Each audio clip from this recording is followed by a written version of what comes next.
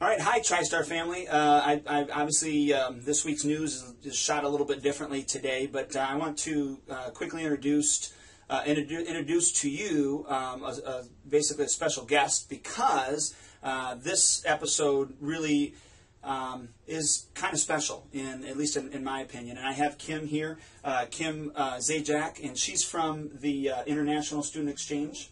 And I've known Kim for a few years now, and what actually brought us together a couple of years ago, was it 2 or 3 years ago? No, it was like 5 years ago. 5 years ago, oh my gosh. Okay, so 5 years ago, Kim had contacted me about doing a program at a church in Herscher, for their was it the youth group or was it a summer program? We did a summer day camp. Yeah, it was a summer day camp program, and so I guess it probably was 5 years ago if I don't remember, right? Yeah. Everything. I remember being out there, and I remember being at the church, and obviously I remember meeting you. So, yeah.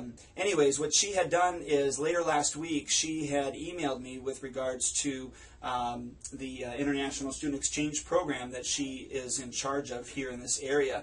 And I kind of wanted to bring her in because I thought this might be a really neat fit for some of our own parents here. And so let's do this first. Can you tell me a little bit about the student exchange program? Okay. Well, I'm a rep for International Student Exchange. It's a nonprofit organization that places foreign exchange students in the United States. These students, they come over here because they want to learn English and experience life as an American teenager. So I'm looking for great families that would like to nurture these kids and spend time with them during their stay. They stay during the full school year. So like a 9-month type? Like a 9-month stay. Okay, all right. I know when you sent me the information with regards to this program, one of the things that you'd put in there, the age range is from like, what, 15 to 18 or something? 15 to 18 and a half years old. Okay, all right. And when the students come over, they are fully insured. They have their own spending money. They do speak English. And they speak English. Okay. They are tested rigorously before they come. They have to meet minimum standards so they can speak English. Mm-hmm.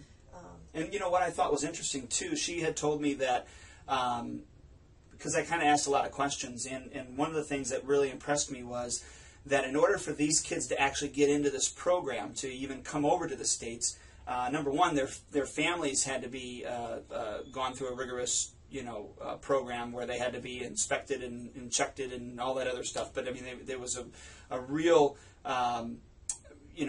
rigorous selection process that the parents had to go through, a big interview process too. Not to mention, obviously, the kids themselves, which kind of impressed me. They go through a lot to come over here. First, they have to do the English proficiency test. SLEP test, secondary language English proficiency. It's a 3-hour test. Mm-hmm. It tests them on their reading comprehension, language, and how well they interpret. So there's like 3 different levels that they need to be able to thoroughly understand the English. So they have to take that and pass with a minimum score.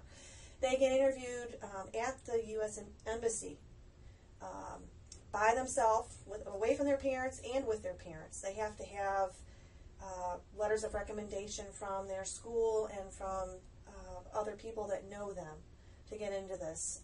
The parents are interviewed, and there's rules they have to follow. They have to follow all of our rules, ISE rules, while they're here. There's no messing around when they're in America. They need to follow their host family's rules.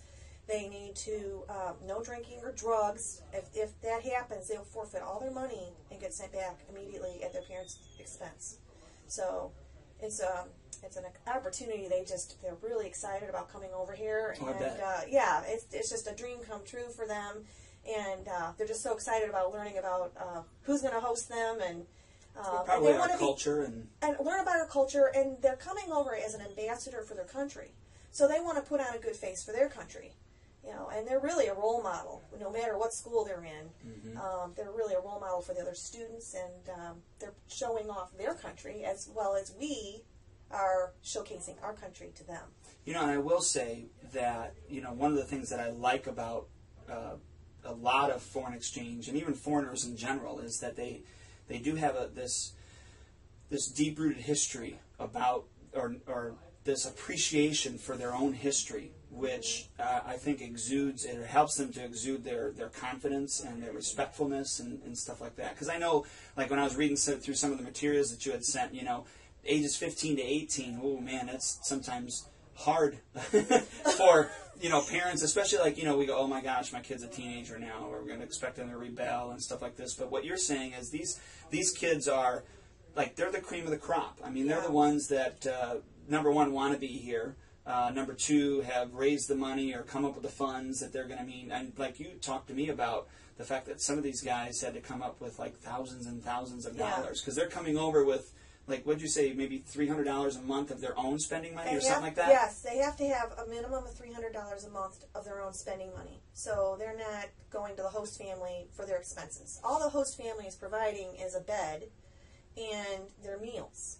All their other expenses, their school expenses, lunches, trips they're taking, whatever, that comes out of their own pocket. Okay. So now let's talk about the living arrangements real quickly, because you know, maybe somebody is thinking, yeah, maybe this sounds good to have somebody come over, but you know, I don't have a spare bedroom. Do I have to have a spare bedroom? I mean, what's the rules with regards to that? You don't have to have a spare bedroom, but you do have to have a nice space for them, so they can study and be comfortable. They need to have a real bed. It can't be a blow-up, inflatable pop-up bed, because this is going to be where they're sleeping for the next 9-10 months when they're in your home. But they can share a bedroom. It needs to be with a same-sex sibling within 4 years of age. I think when you get a little younger, it gets a little too young. You know what I mean? Right. Absolutely. Absolutely. So, you know, an 18-year-old would be okay with, you know, as long as obviously the same gender. Yes. You know, a 16 or 17 or 15 or I guess even 14-year-old. Okay. All right. Yeah.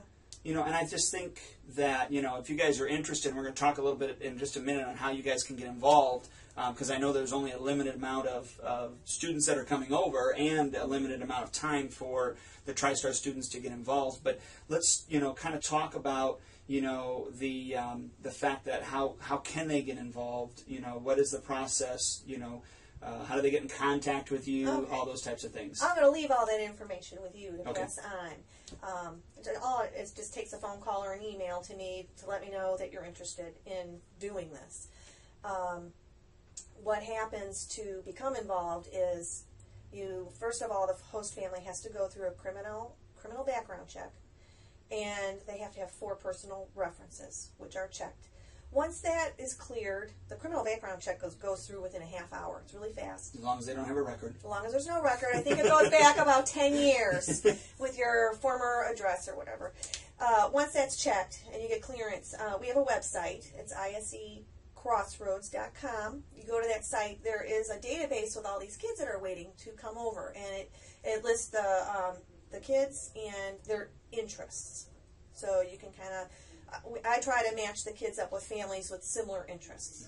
So, I know you have a few that have martial arts interests. Yes, which is why I contacted you, because it's like that would be a great fit, because you want to have a kid in your house that has the same interest. If you're into the martial arts and you're spending all your time here and they're interested in that too, then they're being embraced in your family as like one of your own children. Absolutely. So they're coming around doing their thing. So we do the background check, and then there's a host family application. It's about 11 pages long. It's kind of long.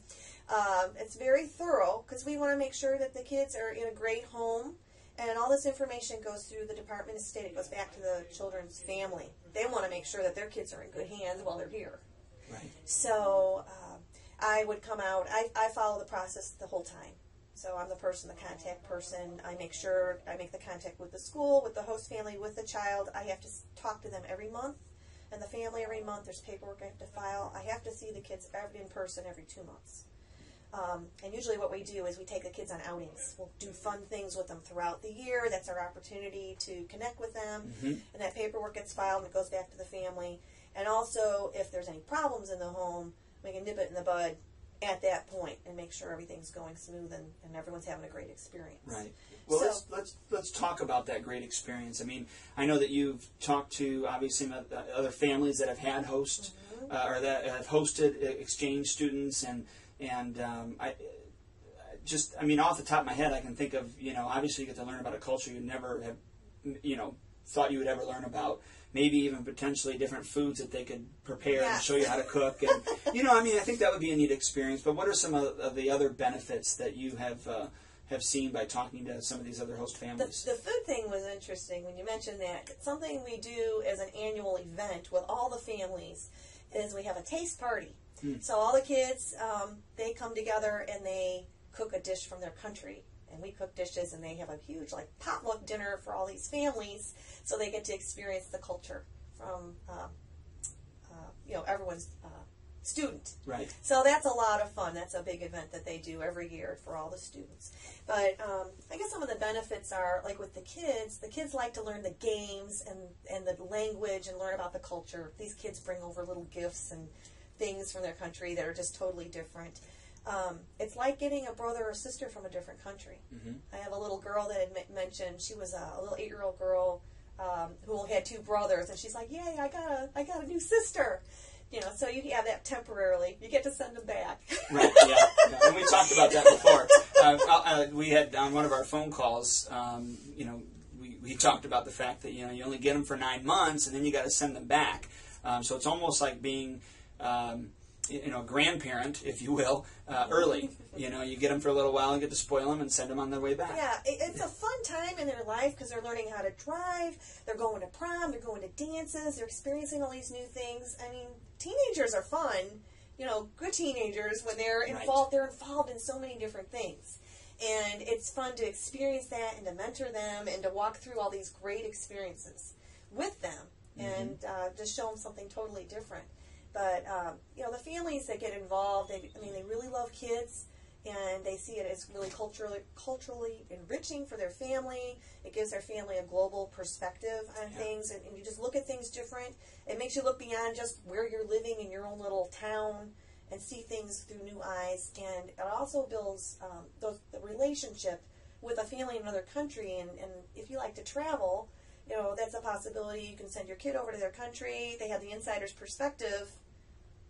When they go over there, they have a place to stay, and to get to see it from an insider's view versus as a tourist. Right. Yeah. So there's a lot of great benefits from it, and it's a relationship that'll last a lifetime. So, they could be pen pals, or I guess nowadays it would be Skype. Yeah, they do the Skype, and it's a great way to connect with them before they even come. So, or Facebook. I guess Skype would be the best thing because now. Yeah, with Skype you could see their family and get to meet them even before they come. Yeah, they build the relationship. As soon as you connect with your family, as soon as those kids know, they're eager to get to know you. So if you have the Skype account, you can get on there and start to get to know them, and it smooths the transition for them too. I bet. Because it's a big transition to come over to another country to stay for a year with this family you don't know, and it helps a lot to at least build that relationship and know a little bit of what you're walking into. Oh, sure. And then, with the technology nowadays to be able to kind of see them and get to know them before they actually come over, because that's not how it used to be. Right. So now tell us a little bit about, you have this TriStar promotion for our families if they want to host. Yes. What I want to do for the TriStar family is give an $85 credit for TriStar for families who decide they would like to host one of these students, or if they give me a referral to a family they think would be a great host family and they decide to host, I will give an $85 credit to be used here at TriStar. Okay, so you guys could use it on your tuition, or if you need to buy new sparring gear or any of your weapons, however you guys want to use it. I'll be happy to oblige with that. So now below this video I'm going to have how you can get a hold of Kim. I'll also have the website. And, again, her contact information. Now, listen, again, there's limited time to take advantage of being a host family. And there's also limited quantity, obviously, of kids that are allowed into this program. I should say young adults that are allowed into this program in order for you to take advantage of this. I really think this is a great opportunity. Kim, I thank you for coming and sharing this Well, thank you with so our families. much for helping me out, and I'm excited. I'm excited too. It'd be neat to see some of our members take advantage of this opportunity. Yeah. So again, her information is below, and get on it. Contact her today if you can.